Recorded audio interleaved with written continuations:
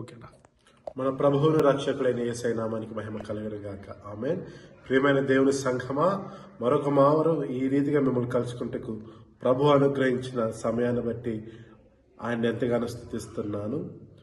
ప్రభు దినాన్ని మనం పరిశుద్ధంగా ఆచరించటకు మనం ఎప్పుడు కూడా జ్ఞాపకం చేసుకోవాలి. అందుకే భక్తులు అంటారు కదా, నీ సన్నిధిలో ఒక్క దినం గడుపుట 1000 దినముల కంటే శ్రేష్టమని. మనమందరము కూడా ఈ యొక్క పునరుత్థాన ఆదివారమును పరిశుద్ధంగా గడుపుటకు ఆయన ఆలయంలోనికి ప్రవేశించి పాటలతోనూ ఆరాధనతోనూ చక్కటి వాక్యముతోనూ మనమందరము ప్రభువును మహిమపరచువారిగా ఉందాము.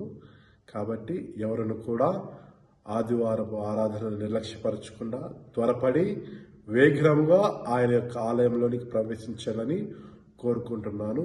ప్రభు యొక్క సహవాసము మనమందరం పొందుకొని ఆ దేవదేవుని యొక్క కనికరమును వాత్సల్యతను నిరంతరం పొందువారిగా ఉందాము. ఆమేన్.